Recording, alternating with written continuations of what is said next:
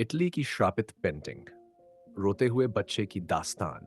Italy के एक छोटे से कस्बे में 1980 के दशक में एक गरीब पेंटर रहता था। नाम था ब्रूनो अमाडियो। वह युद्ध के बाद अनाथ हो चुके बच्चों की तस्वीरें बनाता था। कहा जाता है कि उसे हर चेहरे में दर्द दिखता था और वह उस दर्द को कैनवास पर उतार देता था। उसकी सबसे चर्चित पेंटिंग थी एक छोटे बच्चे की तस्वीर जिसकी आंखों से आंसू बह रहे थे। शुरुआत में यह तस्वीर मासूम लगी। लोग इसे घरों में सजावट के तौर पर लगाने लगे, लेकिन धीरे धीरे इसके इर्द गिर्द अजीब घटनाएं होने लगीं। नेपल्स का एक परिवार इस तस्वीर को दीवार पर टांगता है। पहले कुछ दिनों तक सब सामान्य चलता है, मगर एक रात अचानक घर में आग लग जाती है। अगली सुबह जब लोग राख के ढेर को देखते हैं तो पूरा घर जल चुका होता है। लेकिन उस आग में एक चीज ज्यों की त्यों सलामत रहती है, रोते हुए बच्चे की वही पेंटिंग। लोगों को ये महज इत्तेफाक लगा, लेकिन कुछ ही हफ्तों बाद दूसरे शहर फ्लोरेंस में भी यही हुआ। वहां एक परिवार ने पेंटिंग खरीदी। औरत को रात में अक्सर लगता कि कोई बच्चा रो रहा है। पहले तो उसने सोचा ये उसका भ्रम है, लेकिन जब उसने अपने पति को भी आधी रात में उठते और वही आवाज सुनते देखा तो वह डर गई। उन्होंने पेंटिंग को तहखाने में रख दिया। मगर अजीब बात यह हुई कि अगले दिन बिना किसी वजह से घर में भीषण आग लग गई। सब कुछ राख हो गया, और राख के बीच से जब लोग बाहर निकले तो उस पेंटिंग को फिर से बिना किसी नुकसान के पाया। धीरे धीरे पूरे इटली और फिर ब्रिटेन में यह अफवाह फैल गई कि यह पेंटिंग श्रापित है। जिस भी घर में इसे लगाया जाता है वहां जल्द या देर से आग लग जाती है।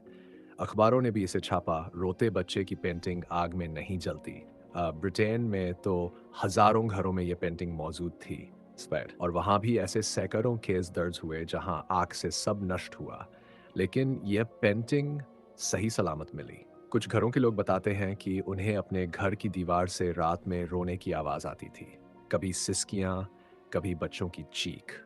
इतिहासकारों का कहना था कि यह बच्चा जिसकी तस्वीर पेंटिंग में है, असल में एक अनाथालय में पल रहा था और भयानक आग में उसकी मौत हो गई थी।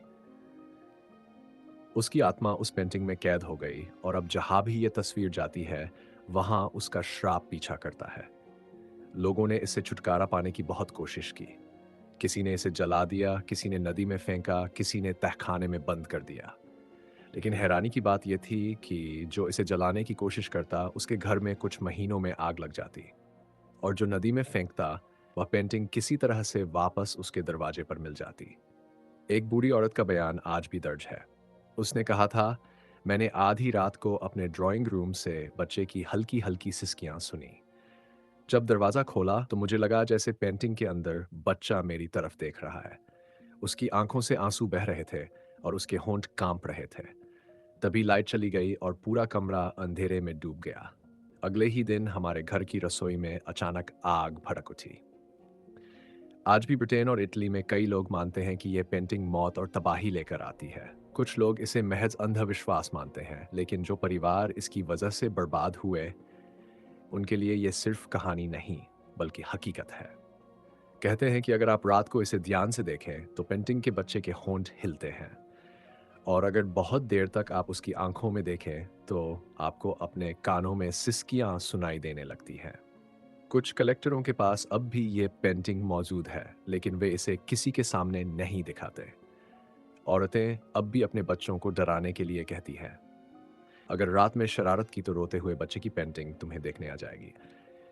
यह कहानी यहीं खत्म नहीं होती, क्योंकि आज भी कभी-कभी अचानक किसी घर में आग लगने की खबर आती है और लोग फुसफुसाते हैं कि कहीं उस घर में वह श्रापित पेंटिंग तो नहीं थी।